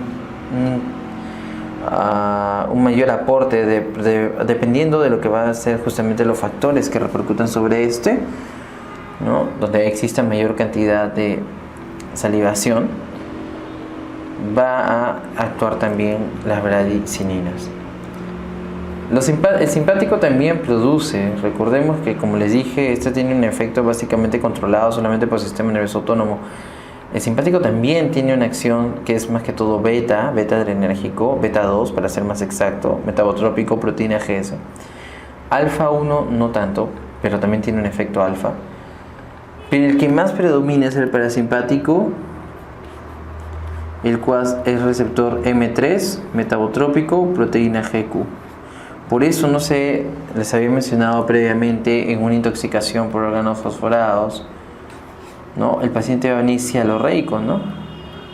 Excesiva producción de saliva. ¿Por qué? Porque el órgano fosforado inhibe la acetilcolinesterasa. Entonces predomina la acción de la acetilcolina porque no va a haber nadie que lo catalice. Muy bien, los mineralocorticoides y la hormona antidiurética la vamos a ver un poco más en endocrino, pero ojalá que recordamos la que vendría a ser la relación, disminuye la concentración de sodio y eso también repercute sobre lo que vendría a ser la osmolaridad. ¿Cómo se refleja de salivación? Hay dos fases básicamente, la cefálica y la bucal o local. La cefálica está asociada a los reflejos condicionados, a los reflejos que van a justamente a ser censados por aferencia, ¿no? Van a tener que ser censados por vías aferentes en relación a los pensamientos, que generalmente van a estar relacionados a los sentidos. ¿Por qué? Porque no va a haber comida aún, no se ha ingerido, pero los distintos sentidos, como la visión, la audición, el olfato sobre todo, van a repercutir y van a ir al hipotálamo, al núcleo preóptico básicamente, el cual está encargado en lo que vendría a ser saciedad de alimentación, alimento, saciedad, ¿sí? Y estos van a ir a los centros salivales que están a nivel del mesencéfalo, entre la protuberancia y el bulbo, con la finalidad de estimular a las distintas glándulas salivales para la producción, obviamente, de la saliva, ¿no? Entonces, es así de sencillo. Los reflejos de salivación, entonces, pueden ser condicionados y no condicionados. Los condicionados están asociados justamente a esos estímulos que van a ser sensados para que se active el centro de la salivación, relacionado básicamente a los sentidos. Iván Pavlov fue un fisiólogo ruso que ganó el premio Nobel en el año 1904, el cual hizo el descubrimiento de los reflejos condicionados cuando se le hizo el experimento de fisiología digestiva en perros, ¿no? Asociado justamente al estímulo de estos, justamente pues que todo relacionado a sus sentidos. Y en la fase local, reflejo bucal, son no condicionados. Acá sí existe la comida ya que está presente y esto va a repercutir sobre justamente lo que vendría a ser mecanorreceptores y también algunos nociceptores. En este caso, el gusto y el tacto per se van a ser los que van a repercutir sobre el centro de la salivación. Por ejemplo, en el gusto, los que más van a estar asociados son los sabores amargos y ácidos. Entonces es interesante, ¿no? Porque tenemos una fase cefálica que es comandado básicamente por los pensamientos, donde es un reflejo condicionado a lo que vendría a ser ello, a los sentidos. En cambio en la otra ya está existiendo lo que es la ingesta del alimento y esta repercute sobre el centro de la salivación. Entonces la estimulación puede ser simpática o parasimpática. He puesto primero el parasimpático porque es la que más repercute. Va a formar una saliva acuosa, abundante, rica en enzimas. Recordemos que el protagonista de este, o el mediador más importante, es la acetilcolina. Tiene un efecto secretor y vasodilatador, en definitiva, ¿verdad? Vía de regenina sintasa, óxido nítrico. Tenemos el péptido intestinal vasoactivo, que coexiste con la acetilcolina y también tiene un efecto vasodilatador. Y tenemos la sustancia P, acetilcolina, noradrenalina, el receptor alfa, que aumentan el calcio y también producen una saliva fluida, ¿no? Luego tenemos la estimulación simpática, que va a formar una saliva espesa, que es escasa en mucosa. Aquí en este caso el ligando es la norepinefrina, su receptor es beta, el cual va a generar vasoconstricción vía AMP cíclico. ¿Qué beta sería entonces? Beta 2. ¿Está bien? Proteína G, S, AMP cíclico. ¿Ya?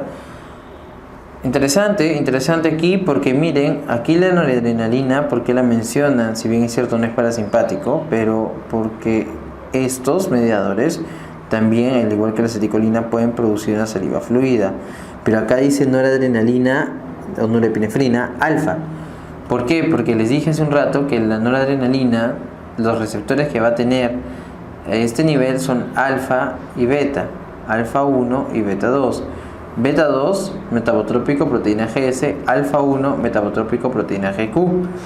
Y el beta va a producir una saliva más espesa y el alfa va a producir una saliva más fluida. ¿Qué pasa si le doy un anticolinérgico como la atropina a un paciente que tiene un incremento de la respuesta colinérgica? En primera instancia va a normalizarse su acción, pero si se incrementa la acción del anticolinérgico, voy a obviamente a irme al extremo, ¿no? Opuesto, ¿no? Una sequedad de boca, etc. El miedo también genera eso. Muy bien, entonces las fibras aferentes del séptimo par craneal, del nervio facial y el glosofaringio del noveno van a mandar sus señales hacia el sistema nervioso parasimpático, el cual va a liberar la acetilcolina, ¿verdad? Lo que hemos mencionado, y esta va a llegar a su receptor específico de acetilcolina colinérgico muscarínico tipo 3, el cual va a estar ubicado en las células acinares y ductales, el cual es metabotrópico, proteína GQ. ¿Quién es el segundo mensajero aquí? La fosfolipasa C. Esto ya lo hemos hablado, creo, entonces solamente ahora es más rápido. La fosfolipasa C, ¿qué hace? Va al PIP2, al fosfolípido de membrana, inositol difosfato, y va a formar inositol trifosfato del fosfato de inositol y el diacilglicerol. Luego el IP3 iba al retículo y liberaba calcio, y el calcio con el diacilglicerol, los dos activan a la proteína quinasa C. ¿Qué es lo que hace? Aumento de volumen de saliva fluida. Lo mencioné acá, lo mencioné aquí. Y por otra parte está el sistema nervioso simpático, que las fibras van a venir desde T1 a T3, donde van a hacer sinapsis en el ganglio cervical superior. Ya habíamos hablado de eso también previamente. ¿Qué ligando va a liberar? Noradrenalina, norepinefrina. Sus receptores adrenérgicos son alfa y beta. En este caso, ¿cuáles son? Alfa 1 y beta 2. El alfa 1 está solamente presente en las células acinares y las beta 2 en células acinares y ductales, es decir, está en todo. Y el beta 2 va a generar una contracción. Beta 2 GS, ¿dónde estás? Aquí está. Beta 2 GS AMP cíclico activa la proteína quinasa A y favorece la presencia de la amilasa y produce una saliva espesa. Versus, aquí podemos ver que las células acinares alfa 1, también adrenérgico, va a producir una saliva fluida. Esta puede ser una pregunta de examen, ¿no? Suele a veces ser una pregunta de examen. ¿Qué factores influyen sobre el sistema nervioso parasimpático para incrementar lo que vendría a ser el efecto de la salivación? Un reflejo condicionado, es decir, fase cefálica netamente, las náuseas también, por ejemplo. ¿Y qué factores inhiben? El miedo, el sueño, la deshidratación. Obviamente fármacos también, ¿no? Muy bien, entonces, para continuar, recordemos, aquí es muy importante, esto lo vamos a ver siempre en fármacos, seguro lo están viendo también. Estamos para recapitular. M3, muscarínico. Ligando, aceticolina. Metabotrópico, proteína GQ. Segundo mensajero, fosfolipasa C. Activación, putinquinasa C. Ya, eso es lo que tienen que recordar. ¿Dónde está ubicado? Células axonales y ductales, en este caso. Por otra parte tenemos adrenalina o noradrenalina, el cual va a llegar también a su receptor. Sabemos que es alfa y beta sus receptores, y en este caso llega a los dos, alfa 1 y beta 2. ¿Cuál es la diferencia? Obviamente ambas son metabotrópicas, pero están acopladas a distintas proteínas G. El alfa 1 es proteína GQ y el beta 2 es proteína GS. Ambas son metabotrópicas, segundos mensajeros, GQ igual fosfolipasa C, GS es AMP cíclico. ¿Ya? ¿Cuál es la diferencia? El producto, porque el alfa 1 produce una saliva más fluida y el beta 2 una saliva más espesa. ¿Ya? Metabotrópicos ambos, distintas proteínas G acopladas, pero la respuesta básicamente va a estar asociada a lo que vendría a ser un incremento de la salivación. La deglución. La deglución es un reflejo de inicio voluntario. Mientras se va reuniendo la comida en la boca, se va a tener que enviar hacia la faringe, ¿no?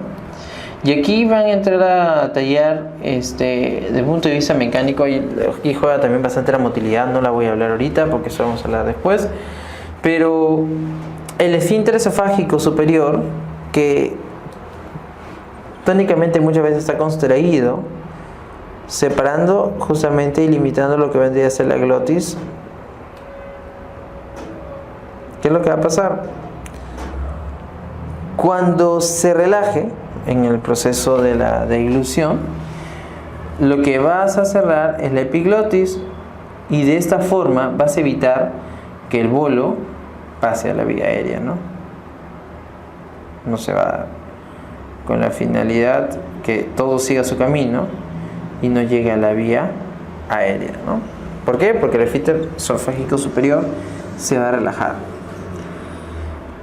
Luego que el bolo va a ir, justamente va a seguir su recorrido, va a empezar a ingresar del esófago, el cual va a estar empujado, por eso digo, por motilidad, peristaltismo.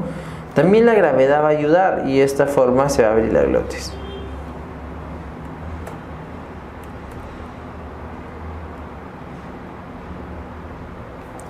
Tenemos el esófago, tenemos el hiato esofágico, el esfínter esofágico inferior y la unión que vendría a ser el cardias, ¿no?, con el estómago.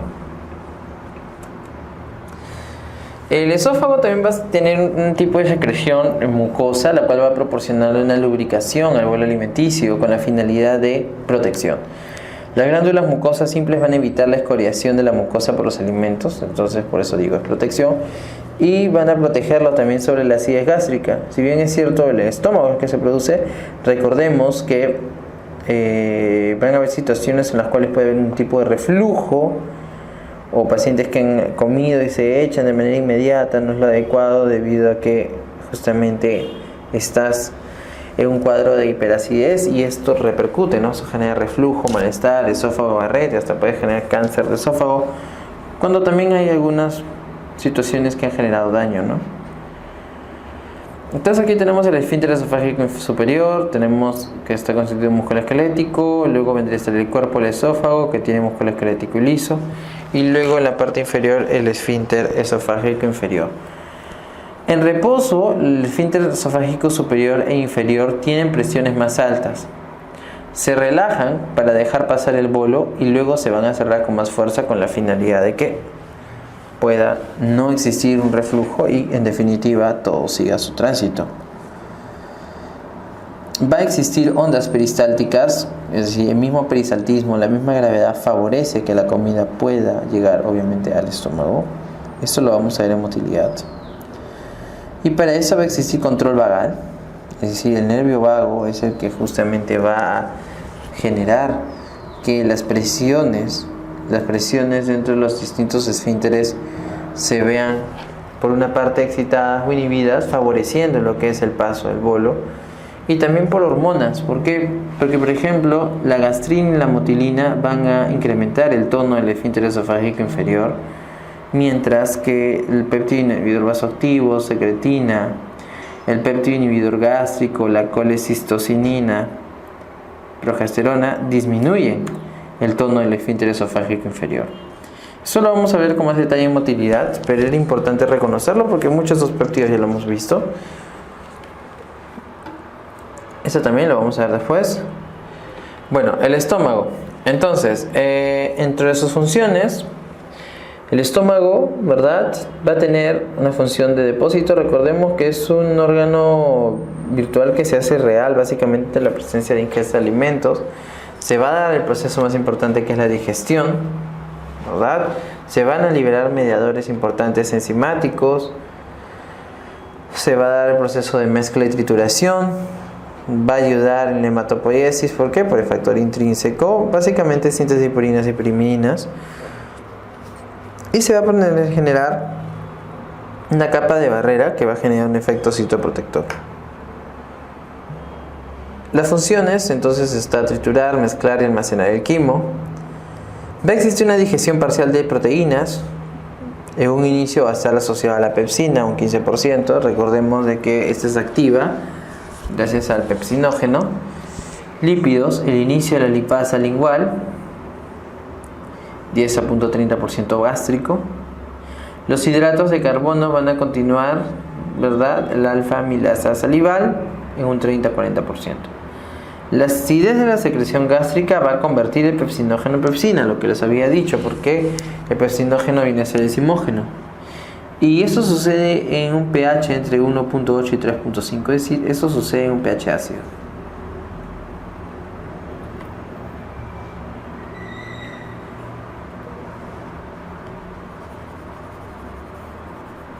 Muy bien. Este es bactericida, muy importante. Estimula la secreción biliar y pancreática en duodeno. ¿Por qué? Ya habíamos dicho. La secretina se libera este péptido gracias al pH ácido y permite absorber calcio y hierro. Produce moco alcalino protector y se va a dar la absorción de agua y alcohol, pero no se van a absorber los nutrientes. Interesante, ¿verdad? Muy bien. Aquí tenemos el estómago, las partes del estómago. Tenemos el cardias, ¿verdad? Que vendría a ser acá, que hay un error. Aquí está el esófago, el fundus, el cuerpo, el antro, el píloro, la primera porción, el duodeno, ¿verdad? Si hacemos un corte microscópico, vamos a observar la mucosa, musculares mucosae, la submucosa, la muscular y la serosa. Pero hay una característica en el estómago, que es la presencia, aparte de decirle, de las fibras oblicuas, ¿ya?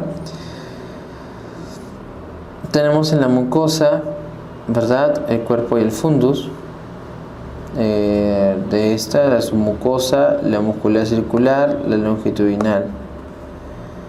Pero como les digo, hay una capa muscular adicional que es llamada músculo oblicuo, que va a ayudar en los movimientos destinados a moler y a agitar el contenido gástrico. Entonces, favorece justamente lo que vendría a ser el proceso digestivo.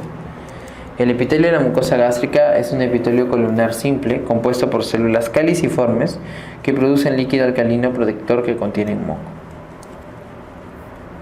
Aquí tenemos una glándula oxíntica, donde vamos a encontrar células mucosas superficiales, las células parietales, las células mucosas del cuello y las células principales. Las células principales producen pepsinógeno, ¿no? Aquí en el estómago, en el epitelio del cardias, vamos a encontrar las células mucosas.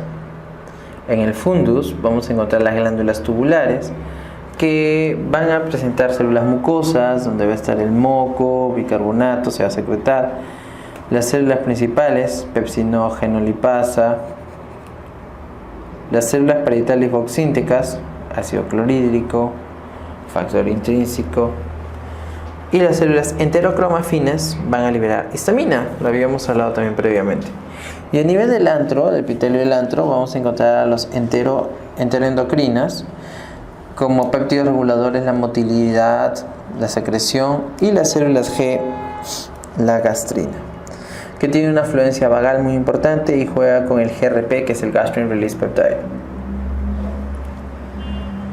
Vamos a encontrar las criptas, que están justamente presentes y son de gran importancia. En el fondo y cuerpo gástrico van a estar las células oxínticas y las células principales. En el antro y píloro menos abundantes va a predominar la secreción de moco y gastrina, y en el cardia las células secretoras de moco. Esto es importante, ya lo hemos hablado.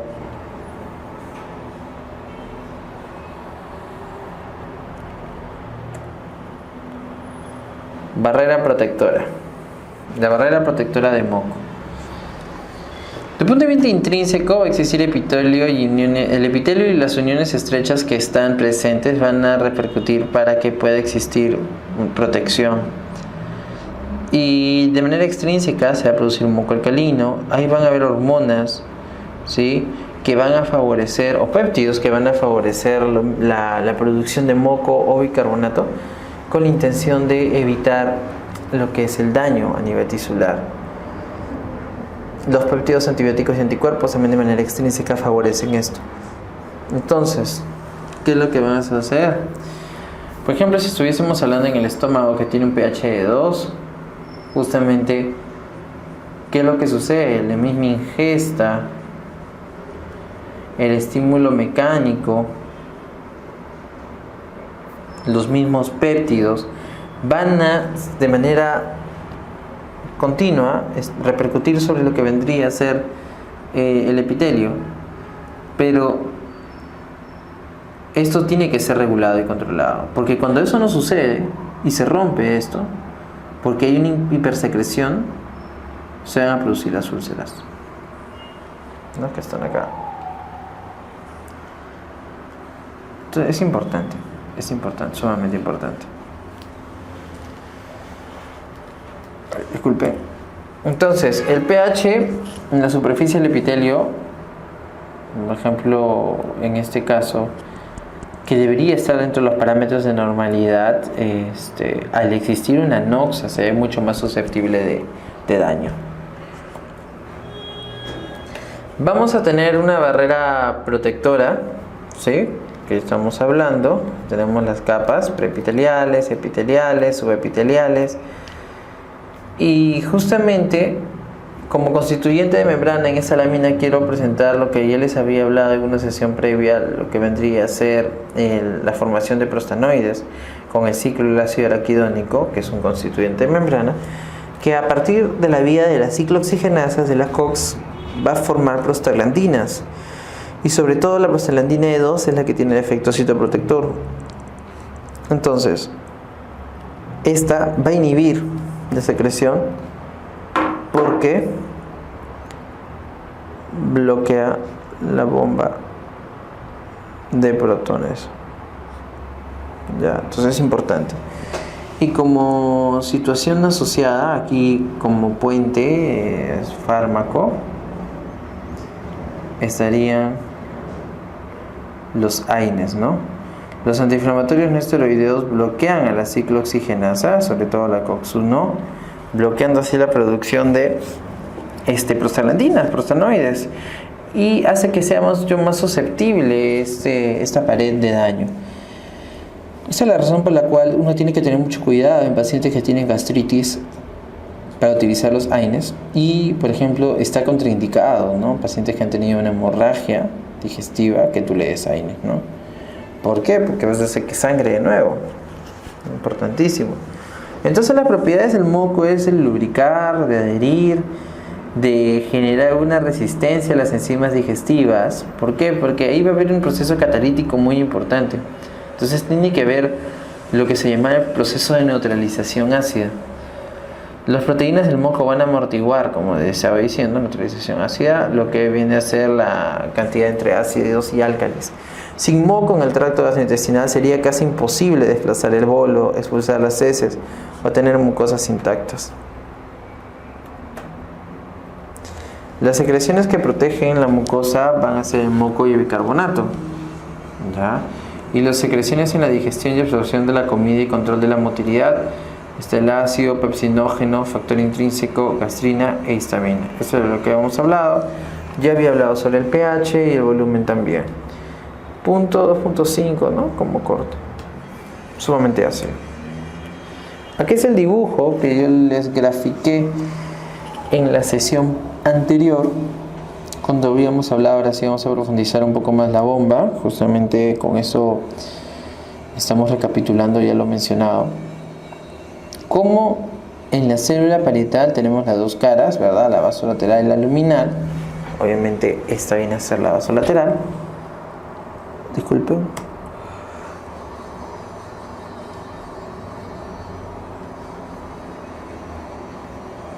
Aquí está.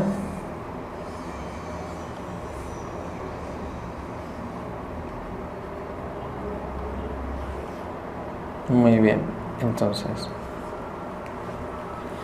en la cara basolateral vamos a tener 5 targets básicamente, ¿no?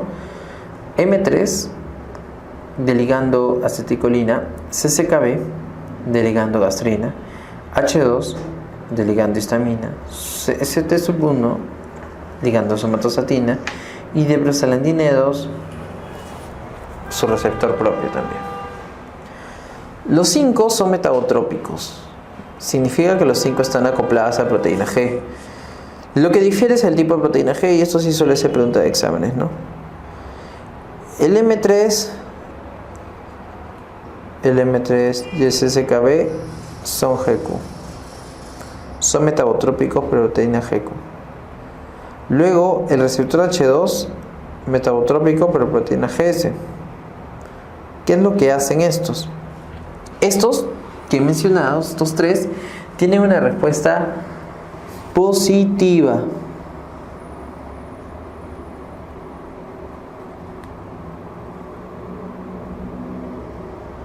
Sobre la bomba. Obviamente, ¿no? Vías distintas, pues, ¿no? GQ, igual que hemos visto ahorita hace un poco, IP3, calcio, fosfolipasa C y GS, AMP cíclico, ¿no? Pero tienen una respuesta positiva sobre la bomba de protones, la bomba de hidrogeniones, la cual va a secretar ácido clorhídrico. Target muy específico, obviamente. ¿Por qué? Porque al bloquear la bomba bloqueas todo, ¿no? Ese es el omeprazol, los inhibidores de bomba. Y luego en la cara vasolateral tenemos también a los que inhiben, está la somatostatina y la prostaglandina, y su proteína G asociada es la GI. Inhiben a la bomba, ¿no? De una forma u otra, repercutiendo así sobre lo que vendría a ser el MP. ¿Cómo juegan estas? Prostaglandinas también juega inhibiendo las células enterocromafines, la somatostatina también, entonces libera la producción de histamina. La somatostatina también tiene un feedback negativo con la célula G. Muy interesante. ¿Por qué? Porque no solamente están jugando con la bomba per se, sino también median y regulan la acción de los otros que facilitaban la acción de la bomba. Por ejemplo, en el receptor M3 tenemos a los anticolinérgicos, definitivamente la atropina como anticolinérgico de cabeza. Y en el caso de la histamina tenemos los antihistamínicos, tenemos la cimetidina, la ranitidina, que son medicamentos que bloquean al receptor H2.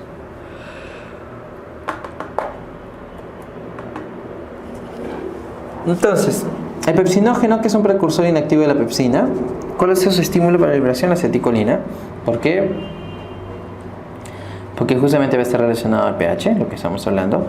La pepsina va a iniciar la digestión proteica, no es necesaria para la digestión completa de las proteínas, y va a estar activa a un pH menor de 3.5. Entonces el pepsinógeno simógeno en pepsina, un pH ácido. Las enzimas que producen las células principales, pepsina, lipasas gástricas, van a iniciar el proceso de digestión en 15%, 15 y de 10 a 30.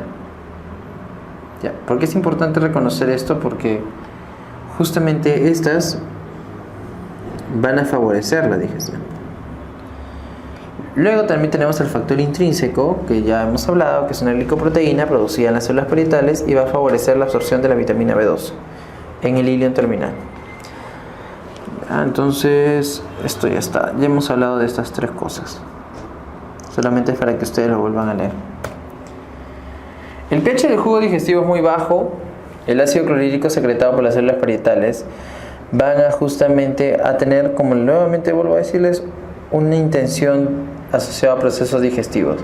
La acidez, ¿en qué ayuda? En la digestión, básicamente. En la digestión de los distintos alimentos. Va a activar simógenos. Va a tener condiciones óptimas para la actividad de, en este caso, la pepsina. Si se combina con calcio y hierro, van a formar sales solubles, lo cual va a estar asociado a la absorción. Y el mecanismo de defensa del estómago también destruye bacterias. Como les dije hace rato, era un proceso bactericida. Eso ya lo hemos hablado también, ¿no? Existe gran gradiente de iones hidrógeno. La secreción de cloro está acoplada a la gradiente de iones hidrógeno. Es una bomba. Bomba hidrógeno potasio TPasa. También llamada bomba de protones. Donde el potasio, disculpen, donde el ion hidrógeno va a salir, ¿verdad? Va a salir a la luz. El potasio va a ingresar. El cloro va a salir por los canales de cloro y se va a formar el ácido clorhídrico. Es un gran gasto de energía. ¿Por qué? Porque va en contra de la gradiente. Esto ya se deduce por esto, ¿no? Porque es un activo primario. Tengo aquí un gráfico. Lo vamos a ver aquí. Ahorita vamos a regresar a este gráfico. Okay. ¿Dónde está?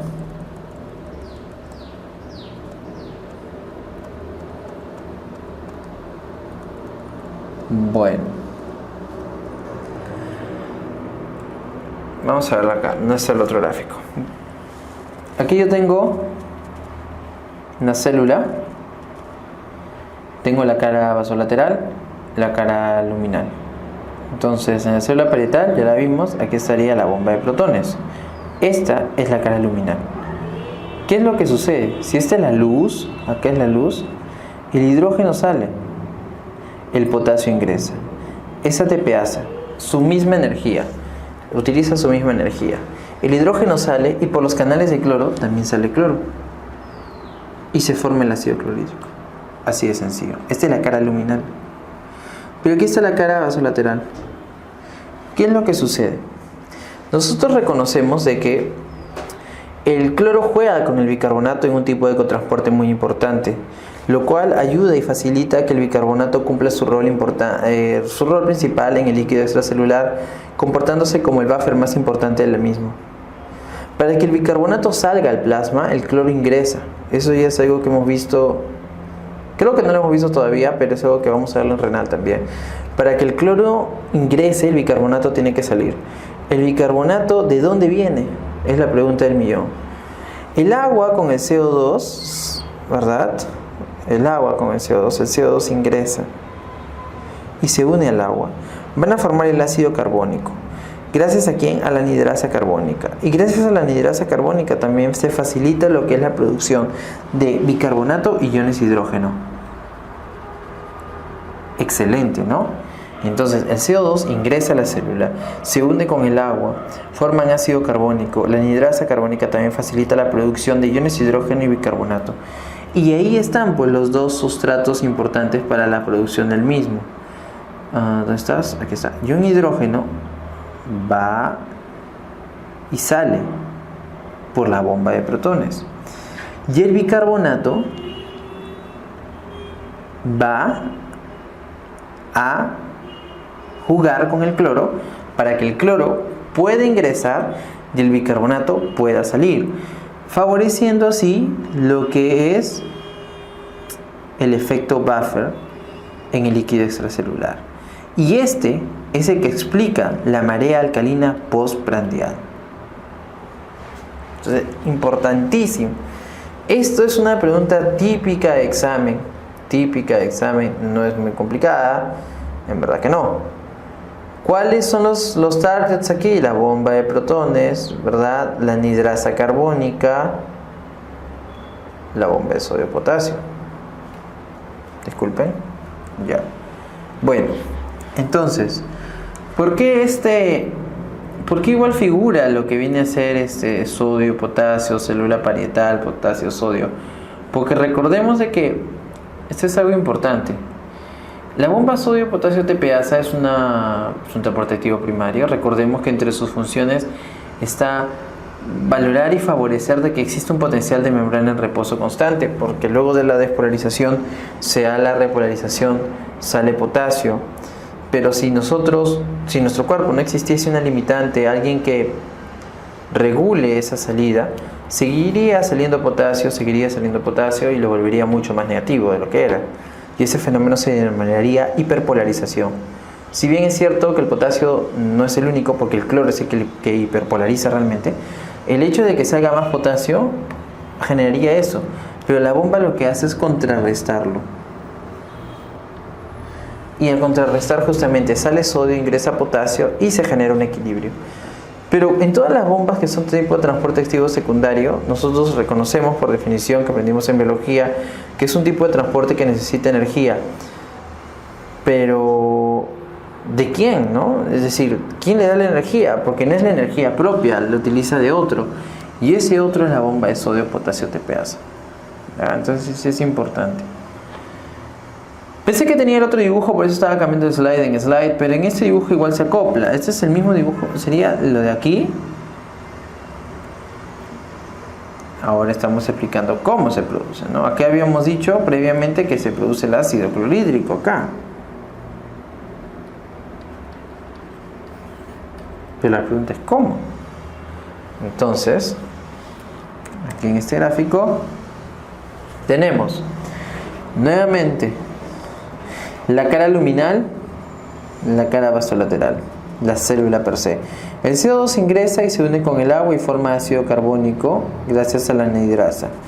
La anhidrasa, que es una enzima, ¿verdad?, también facilita lo que es la producción y la liberación de bicarbonato y iones de hidrógeno. ¿Qué va a hacer el bicarbonato? El bicarbonato va a salir al plasma y va a tener un cotransporte con el cloro. El cloro va a ingresar, el bicarbonato va a salir, el bicarbonato va a cumplir su rol de buffer y este es el que explica la marea alcalina postprandial. A su vez, el hidrógeno que se formó va a salir a la luz y este hidrógeno que sale va a salir por la bomba de hidrogeniones, hidrógeno, potasio, TPasa, y cuando este sale, el potasio va a ingresar. Y el cloro, para que se una con el cloro, va a salir por sus canales de cloro, que es pasivo, ¿no? La difusión nada más. Así que así es, no es tan complicado. ¿Quiénes van a regular la secreción gástrica? Tenemos factores nerviosos, factores endocrinos, los interdigestivos en los nerviosos, la baja continua de alimentación, va a depender del sistema nervioso entérico y no desaparece a cortar el nervio vago. Los factores endocrinos van a estar condicionados por los procesos justamente encefálico, la fase gástrica y la fase intestinal. Aquí tenemos una imagen donde se ve la regulación de la secreción del ácido clorhídrico. Tenemos la fase cefálica y gástrica, cómo esta repercute y el porcentaje de secreción de ácido clorhídrico es distinta, ¿no? Porque en la cefálica es un 30%, en la gástrica es un 60%. ¿Qué estímulos favorecen justamente la acción de las mismas? En la cefálica, disculpen, los estímulos básicamente son acondicionados a lo que serían los sentidos. Y en los mecanismos va a ser básicamente una respuesta vagal, ¿no?, del décimo par. Una respuesta vagal. Por su parte, en la fase gástrica, 60% de secreción de ácido clorhídrico ya está dado por la presencia de alimentos, porque hay distensión abdominal, hay presencia de alimentos, ¿no? Entonces va a haber una distensión del antro y van a existir lo que son los aminoácidos, los péptidos pequeños, que eran los que facilitaban la liberación de los distintos péptidos, ¿no?, gastrointestinales. Todo tiene una acción básicamente vía aferente, vagal, ¿no? Van a haber reflejos locales también, como el gastrin release peptide, los cuales van a jugar de manera local en sus mismas células, favoreciendo la liberación del ácido clorhídrico, ¿no? Ahí está el gastrin release peptide, mírenlo. ¿Dónde estás? Aquí está. Juega con el vago, ¿no? El vago. Gastrin release peptide libera gastrina y la gastrina en las células parietales. La distensión per se, acetilcolina, por eso decir, la fase gástrica y es un proceso básicamente asociado al proceso digestivo. al proceso digestivo. Entonces la secreción de ácido clorhídrico durante la ingesta tiene estas tres fases.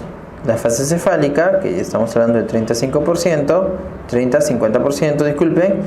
Los estímulos van a ser los condicionados por los sentidos. ¿Ya?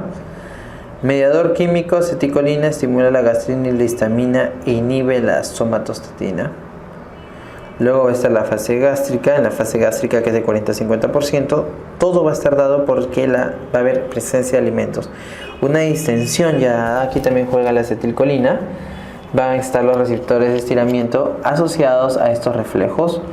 Los estímulos van a ser los péptidos y los aminoácidos, y la inhibición, el aumento del pH y las grasas.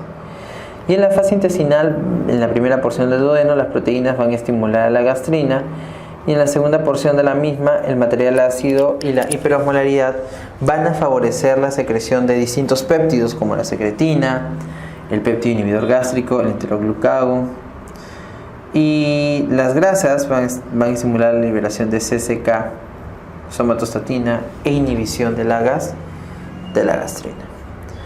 Muy bien, entonces hasta acá vamos a dejarlo. Hemos visto entonces básicamente el proceso de secreción ya. Hemos finiquitado un poco más los conceptos y hemos recordado lo que son los targets. Revísenlos, lo vamos a volver a ver. La próxima vamos a ver secreción pancreática, secreción biliar y motilidad, y luego también fisiología hepática, y terminamos con digestión y absorción. Gastro es muy interesante, en realidad es reconocer los targets. Como hemos visto en la parte de secreción del ácido clorhídrico, aquí a la mayoría no le gusta a veces esta parte, pero no es tan complicada. El mismo patrón se cumple a nivel del túbulo contorneado proximal, que vamos a verla, y ahí juegan, por ejemplo, los inhibidores de la anhidrasa carbónica, ¿no? Por eso uno de los efectos adversos más comunes de utilizar inhibidores de la anhidrasa carbónica, como la acetazolamida, es una acidosis metabólica hiperclorémica. ¿Por qué? Porque no sale bicarbonato, no ingresa cloro, se queda afuera. Entonces el pH se vuelve ácido porque no hay bicarbonato, y el cloro incrementa, acidosis metabólica hiperclorémica, ¿no? Pero bueno, entonces vamos a dejarlo ahí. Vamos a revisar en la próxima sesión la parte de secreción que falta con motilidad y la fisiología de hepática y proceso de digestión y absorción. Espero que sigan leyendo, por favor, sigan leyendo la literatura en mención. Y cuídense, estamos en contacto. Hasta luego.